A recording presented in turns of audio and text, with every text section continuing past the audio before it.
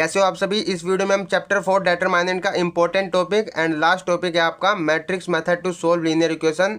कैसे हम matrix method से लीनियर इक्वेशन को सोल्व करते हैं, इस वीडियो में पूरा कंप्लीट समझेंगे। ठीक है, यहाँ से आपको एग्जाम में भाई क्वेश्चन देखने को ही मिलेगा। ठीक है, यहाँ से क्वेश्चन आता ही आता है आपका 4 नंबर में या 5 नंबर में। तो इसको तो भाई अच्छे से समझना। ठीक है, मैं आपको अभी बोल रहा हूँ कि इसको भाई लास्ट तक देखना एंड चीज़ें समझना। ठीक है, तो चीज़ें स्टार्ट करते हैं भाई। तो देखो, सबसे पहले तो आपका लीनियर इक्वेशन है ना, यहाँ पे 2 वेरिएबल का आ सकता है, 3 वेरिएबल का आ सकता है। ठीक है, ये 2 वेरिएबल 3 वेरिएबल है क्या, इसको समझो। देखो 2 टाइप का आपका आएगा। टाइप 1 में लिख दे रहा हूँ, टाइप 1, इधर मैं टाइप 2 बता रहा हूँ। ठीक है, लीनियर इक्वेशन कौन कौन से टाइप का आएगा एंड कैसे सोल्व करना। ओके, तो टाइप 1 में आपका यहाँ पे लीनियर इक्वेशन दिया होगा a1x प्लस में b1y इक्वल में c1 एंड तुम्हारा दूसरा दिया होगा a2x प्लस में b2y इक्वल में तुम्हारा c2। ठीक है, ये है क्या अभी बता रहा हूँ।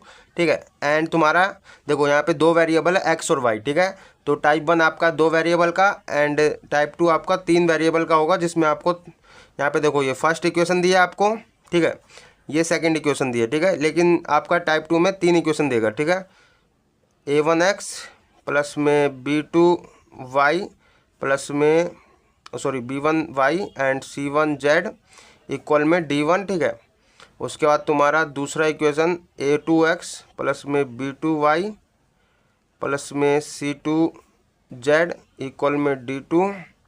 फिर a3x प्लस में b3y प्लस में तुम्हारा c3z इक्वल में d3। ठीक है, ये आपका a1 b1 a2 b2 and इसमें भी तुम्हारा d1 d2 d3 ये सब है क्या बेसिकली। ठीक है, ये तो आपके ये जो आपको दिख रहा है ना a1 a2 b1 b2 ये सब जो भी है आपके, ये सब कांस्टेंट है। ठीक है, नंबर होंगे, ये आपको दिए होंगे इक्वेशन में नंबर। एक्स के साथ कोई वेरिएबल दिया होगा, ठीक है, नंबर में, एंड ऐसी वाई के साथ भी। तो ये तो आपका नंबर है एंड एक्स वाई। यहाँ पे देखो टाइप 1 में आपका 2 वेरिएबल है एंड यहाँ पे एक्स वाई जेड 3 वेरिएबल दिया होगा। ठीक है, हमको लीनियर इक्वेशन सोल्व भी यहाँ पे यही करना है, आपको एक्स और वाई की वैल्यू निकालनी है। लेकिन मैट्रिक्स मेथड से कैसे हम निकालते हैं इसको समझते। देखो पहले मैं इसको समझा रहा हूँ। देखो आपको क्या करना है, मैट्रिक्स बनानी है। ठीक है, मैट्रिक्स कैसे बनानी है आपको, मैट्रिक्स में आपको पहले तो ये जो a1 a2 b1 b2 है, इसकी अलग मैट्रिक्स बनानी है आपको। ठीक है, वेरिएबल के मतलब वेरिएबल के साथ जो कांस्टेंट है इसकी अलग बनानी है मैट्रिक्स। ठीक है, तो a1 a2 ऐसे बनानी है, b1 b2। ओके, एंड आपको उसके बाद x और y आपका वेरिएबल है, इसकी मैट्रिक्स अलग बनानी है, x और नीचे y। ठीक है, एंड इक्वल में आपको इसकी ये जो आपका इक्वल में करके जो कांस्टेंट होगा, ठीक है, अलग से कांस्टेंट होगा जो वेरिएबल के साथ नहीं है, उसकी अलग मैट्रिक्स बनानी है इक्वल में करके। ठीक है, c1 c2। तो ये मैंने मैट्रिक्स बना दी एंड इसको आप नाम दे देना a, इसको दे देना कैपिटल X एंड इसको दे देना b मैट्रिक्स नाम। ठीक है, तो a और x मल्टीप्लाई में आपका है ना, a मल्टीप्लाई x इक्वल में b। ओके, एंड यहाँ पे आपको क्या करना है, बोथ साइड आप मल्टीप्लाई कर दो a इनवर्स से। ठीक है, तो मैं क्या कर रहा हूँ, multiply both side by a inverse से। ओके, तो a इनवर्स से मल्टीप्लाई करो तो यहाँ पे भी a इनवर्स से मल्टीप्लाई होगा मेरा, a inverse a multiply x equal में तुम्हारा यहाँ पे भी a इनवर्स b। ठीक है, एंड यहाँ पे आपका देखो a इनवर्स और a मल्टीप्लाई होता है तो आपका क्या आता है, मैंने बता रखा हूँ कई बार, a इनवर्स और a मल्टीप्लाई होगा तो आपका आइडेंटिटी मैट्रिक्स आता है। ठीक है, एंड मल्टीप्लाई में आपका x है तो x लिख दिया एंड यहाँ पे तुम्हारा a इनवर्स b। ओके, देखो ये वाली प्रॉपर्टी है आपकी, a इनवर्स मल्टीप्लाई होता है उसी के मैट्रिक्स से तो हमारी आइडेंटिटी मैट्रिक्स आती है। ठीक है, ये हमारी इन्वर्स की प्रॉपर्टी है, मैंने इन्वर्स वाले वीडियो में बता रखा हूँ। ठीक है, एंड ऐसी आपका आइडेंटिटी किसी मैट्रिक्स के साथ मल्टीप्लाई होता है। देखो ये एक्स मैट्रिक्स है ना, इसके साथ मल्टीप्लाई में तो वही मैट्रिक्स आ जाती है हमारी। ठीक है, तो यहाँ पे आपकी एक्स ही मैट्रिक्स आ जाएगी।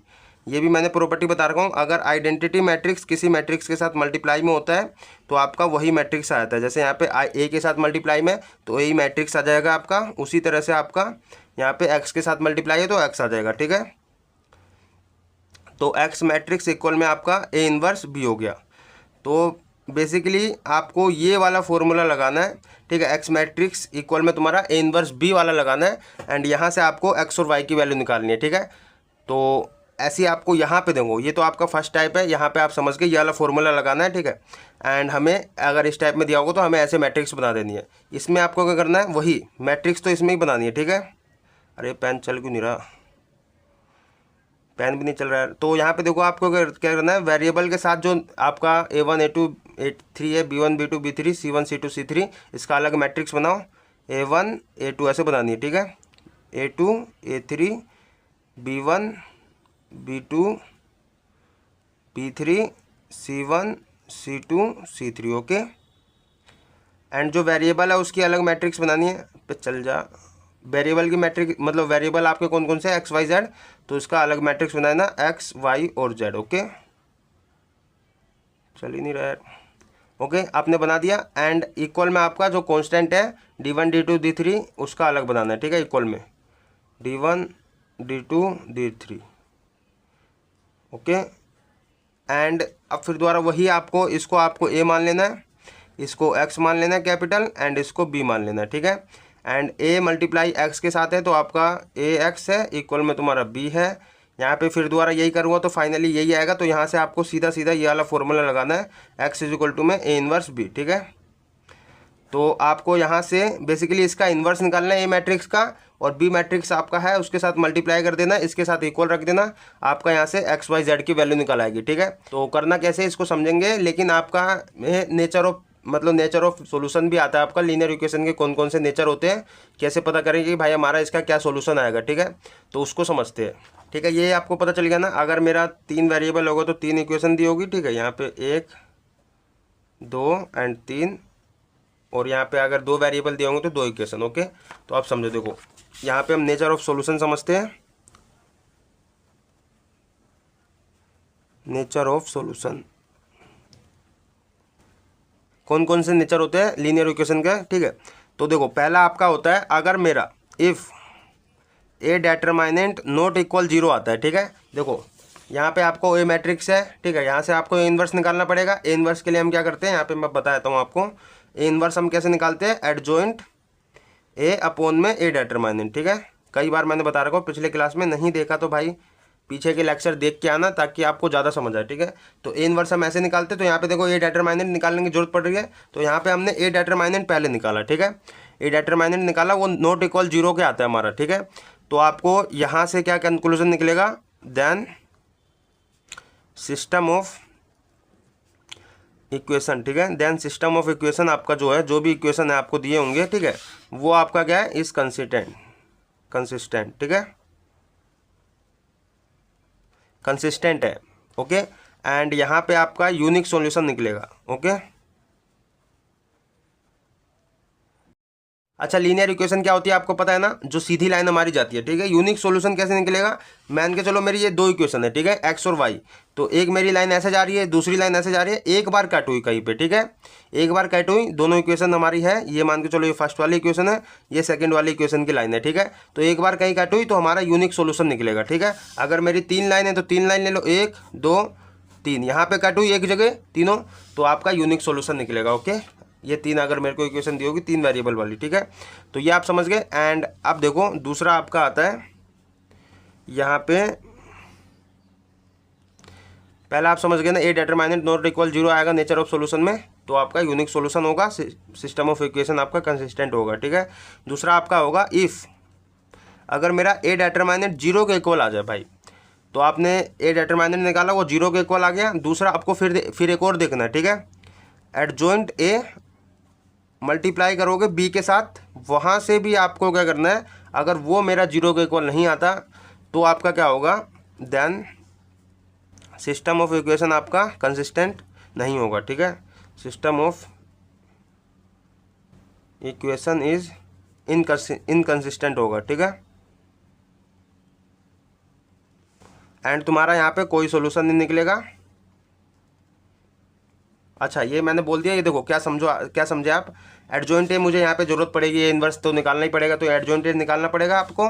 अगर ये डेटरमाइनेंट मेरा 0 के इक्वल आ गया तो एडजॉइंट ए निकाल के देखोगे, ठीक है। एडजॉइंट ए निकाला आपने, फिर उसको बी मैट्रिक्स आपका ये वाला जो है उसके साथ मल्टीप्लाई करोगे, तो यहाँ से आपका जो वैल्यू आएगा वो मान के चलो 0 के इक्वल नहीं आया, ठीक है, 0 नहीं आया आपका, तो आपका जो सिस्टम ऑफ इक्वेशन होगा वो इनकंसिस्टेंट होगा, कोई सोल्यूशन नहीं निकलेगा। कोई सोल्यूशन हमारा कब नहीं निकलता, जब लाइन हमारी मिलती नहीं है कहीं, ठीक है, कहीं पे नहीं मिलती हमारी लाइन तो हमारा कोई सोल्यूशन नहीं निकलता, ठीक है।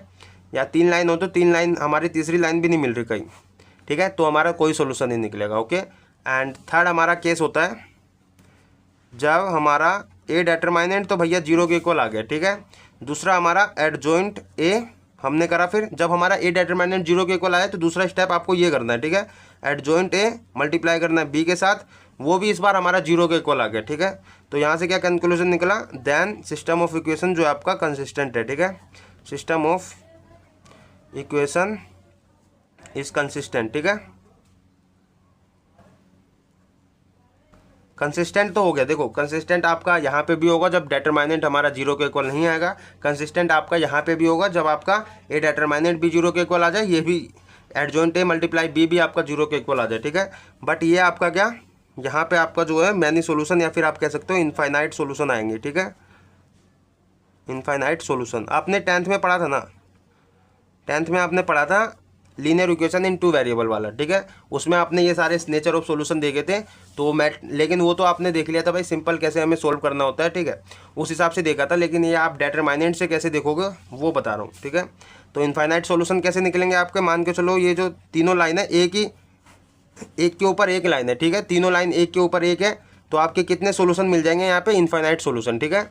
इसलिए आपका ये आपका थर्ड वाला केस हो जाएगा, ठीक है। तो ये चीज़ आपको समझ आ गई ना।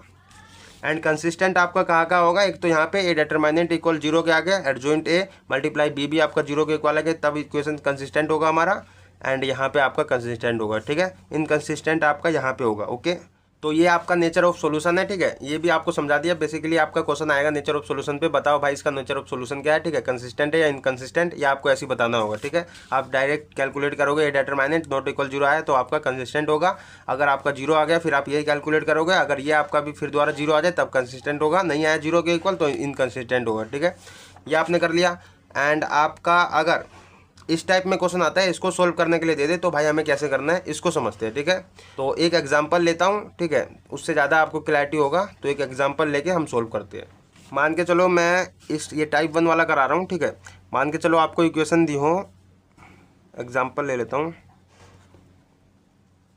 इक्वेशन आपको दिया हो x प्लस में 2y इक्वल में 2 एंड सेकेंड इक्वेशन आपको दी है 3x प्लस में 3y इक्वल में तुम्हारा 3, ओके। ये मेरे को 2 इक्वेशन दे रखे हैं, यहाँ पे आपको इसको सोल्व करना है, ठीक है। यहाँ से आपको x और y की वैल्यू निकालनी है बेसिकली। एंड यहाँ पे आपको बोल देगा यूजिंग मैट्रिक्स मेथड, ठीक है। तो कैसे हमें मैट्रिक्स मेथड लगाएं, तो देखो आपको क्या करना है, पहले ये जो आपका वेरिएबल के साथ है नंबर उसको आपको अलग मैट्रिक्स में लिख देना है। तो इसके साथ देखो x के साथ आपको कुछ दिख नहीं रहा, मतलब 1 होता है, ठीक है, 1 सबके साथ मल्टीप्लाई होता है। तो यहाँ पे देखो 1 है आपका यहाँ पे, एंड यहाँ पे तुम्हारा a1 तो 1 हो गया, a2 आपका 3 है, ठीक है। ऐसे ही आपका b1 क्या है, y के साथ जो है, ठीक है, तो y के साथ 2 है और ये y के साथ आपका 3 है, ठीक है। ये हो गया, मैट्रिक्स बना दिया। एंड दूसरा आपको बनाना होता है वेरिएबल वाला। तो वेरिएबल आपका क्या है, x और y है, तो x और y, ओके। एंड इक्वल में तुम्हारा जो कांस्टेंट है, देखो नंबर है ना कांस्टेंट में, तो ये आपका अलग मैट्रिक्स इक्वल में बनाओगे। तो 2 और 3 है, तो 2 और 3 बना दिया, ओके। बाय चांस ये आपका ना कभी कभी इधर देता है साथ में, तो इधर आपको दिया होगा तो आप इक्वल को उस साइड ले जाना, ठीक है, साइन चेंज कर देना उसका एंड फिर बना देना मैट्रिक्स, ठीक है।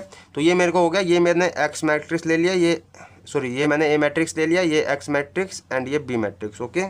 तो अब क्या करना है मुझे यहाँ से, बेसिकली अगर मेरे को x यहाँ पे एक्स वाई फाइंड करना है तो यहाँ पे फॉर्मूला क्या लगाना है, A inverse multiply B, okay. तो भाई ए इन्वर्स निकालना पड़ेगा, मेरा ए मैट्रिक्स है ये, तो यहाँ से ए इन्वर्स का फॉर्मूला क्या होगा, एडजॉइंट ए अपॉन में ए डेटरमाइनेंट, ठीक है। तो यहाँ पे आपको ये दोनों चीज़ निकालनी है, तो एडजॉइंट ए आपको निकालना है, ए डेटरमाइनेंट। तो मैं ए डेटरमाइनेंट पहले निकालता हूँ। ए डेटरमाइनेंट कैसे निकालते हैं हम, 2 × 2 मैट्रिक्स का, ये मेरा ए मैट्रिक्स है, तो ऐसे मल्टीप्लाई करते हैं पहले हम, 3 × 1 आपका 3, फिर माइनस का साइन लगाते हैं, फिर ऐसे मल्टीप्लाई करते हैं, 3 दूनी 6, ठीक है। तो यहाँ से आपका ए डेटरमाइनेंट कितना आ जाएगा, -3, ठीक है, -3 आ गया आपका। एंड यहाँ से आपने ए डेटरमाइनेंट निकाला। अब आपको क्या करना है, यहाँ पे एडजॉइंट ए निकालना है। तो एडजॉइंट ए आप कैसे निकालते हो, यहाँ पे सारे कॉन्सेप्ट सीख रहे हो भाई, एक ही वीडियो में आप क्या कर रहे हो, सारे कॉन्सेप्ट सीख रहे हो। तो लाइक अभी तक नहीं किया तो लाइक कर देना, ठीक है, मेहनत लगती है क्लास लेने में।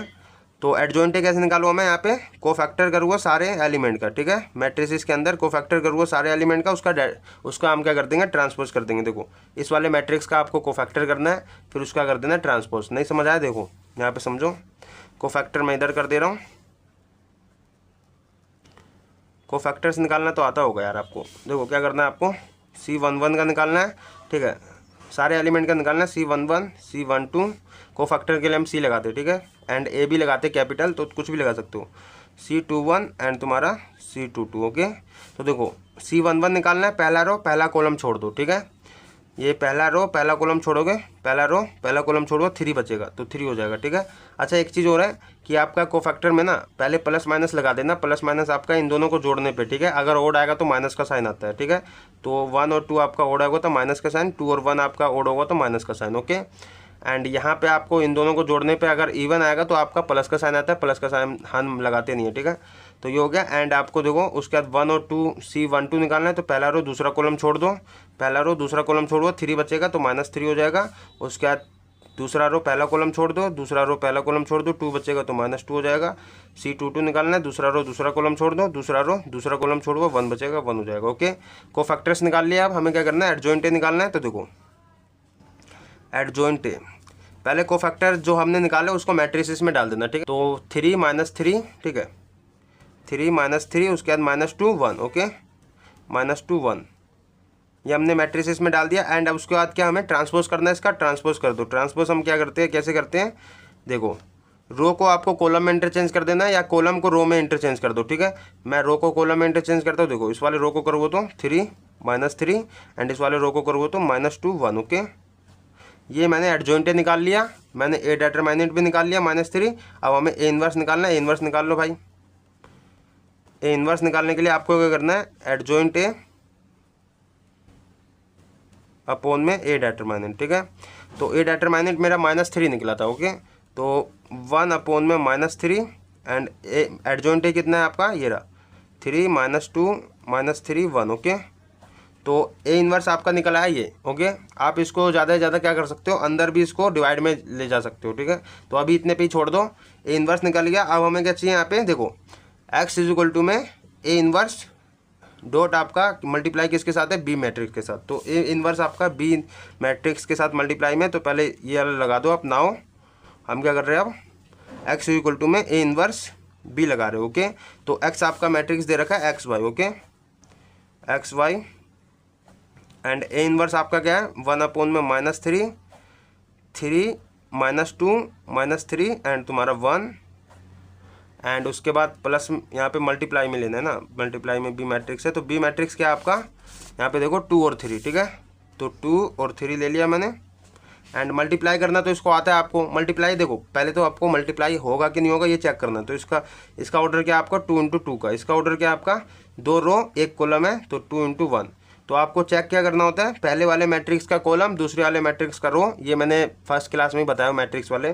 तो ये अगर इक्वल है मल्टीप्लिकेशन ऑफ मैट्रिक्स में, तो ये अगर इक्वल होता है तो हमारा मल्टीप्लाई हो जाता है, ठीक है, तो मल्टीप्लाई होगा आपका इक्वल है, तो मल्टीप्लाई करो इसको इसके साथ। कैसे करना है हमको, इस वाले रो को उठाएंगे इस वाले कॉलम के साथ, फिर इस वाले रो को उठाएंगे इस वाले कॉलम के साथ मल्टीप्लाई। नहीं समझ आए, देखो ये मेरा अभी ऐसे रहने दो इसको XY, ठीक है, यहाँ पे आपका 1 अपॉन में -3, इसको मल्टीप्लाई करूँगा इसके साथ, तो इसको इसके साथ करेंगे, इसको इसके साथ, बीच में प्लस लगा देना। 3 × 2 आपका 6, बीच में प्लस का साइन, -2 × 3 आपका -6 हो जाएगा, ठीक है। उसके बाद आपको इस वाले रो को उठाना है इस वाले कॉलम के साथ, तो -3 × 2 आपका -6 हो जाएगा, फिर बीच में प्लस का साइन एंड तुम्हारा 1 × 3, ये एक बार ये इसके साथ हुआ, अब ये इसके साथ होगा, तो 1 × 3 आपका 3। ओके, तो बेसिकली आपका आएगा क्या, देखो यहाँ पे, फिर उसके बाद आपका यहाँ पे मैं कर दे रहा हूँ, तो ये मेरा XY है इधर मैट्रिक्स, तो इधर लिख दो XY। ओके, एंड इधर क्या होगा मेरा 1 अपॉन में -3 एंड यहाँ पे तुम्हारा 6 और ये प्लस माइनस मल्टीप्लाई होगा, माइनस हो जाएगा, ठीक है, तो यहाँ पे 6 माइनस में आपका 6, तो यहाँ पे देखो 6 -6, यहाँ पे तुम्हारा -3 + 3 आपका -3 बचेगा। एंड फिर दोबारा इसको मैं सोल्व कर देता हूँ। XY इधर है मेरा 1 अपॉन में -3, यहाँ पे 6 माइनस 6 आपका 0 हो जाएगा, ये आपका -3 बचेगा। एंड ये आपका डिवाइड में सारे, ये देखो बाहर डिवाइड में मैट्रिक्स के इसके अंदर भेजो तो सारे एलिमेंट के साथ हमारा डिवाइड में होगा, ठीक है। तो इसके साथ भी डिवाइड में, इसके साथ भी डिवाइड में, तो बेसिकली आपका हो जाएगा x अपॉन में y इक्वल में तुम्हारा, ये इसके साथ डिवाइड होगा -3 तो 0 ही हो जाएगा, ये इसके साथ होगा -3 अपॉन में -3 कट जाएगा तो 1 बचेगा, ठीक है। तो बेसिकली ये आया, देखो यार इतना तो समझ आता होगा, -3 अगर मैं इसके डिवाइड में भेजूँगा तो माइनस से माइनस कटेगा, 3 1 जा 3 हो जाएगा, ठीक है, तो 1 बचेगा। 12th में हो यार, इतनी तो मैथ यार अगर लगता है प्लस माइनस वाली मैथ नहीं आती तो शायद आपको बेसिक आपके क्लियर नहीं है तो वो पहले क्लियर करो, ठीक है।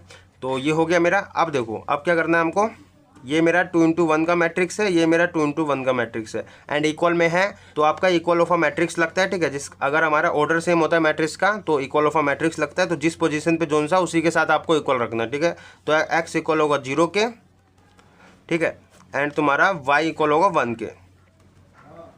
तो यहाँ से आपको x और y की वैल्यू मिल गई, ठीक है। हमें यही निकालना था, इसको सोल्व करके x और y की वैल्यू निकालनी थी, ये हमने निकाल ली है, ठीक है। ये आपका 0 और 1 आया, ठीक है। तो इस तरह से हमको प्रॉपर सोल्व करना होता है। अगर आपको 3 × 3 की दिया होगा तो आपका ये देखो इस टाइप का मैट्रिसेस बनेगा, तो इसको भी इसी तरीके से सोल्व करना है, ठीक है।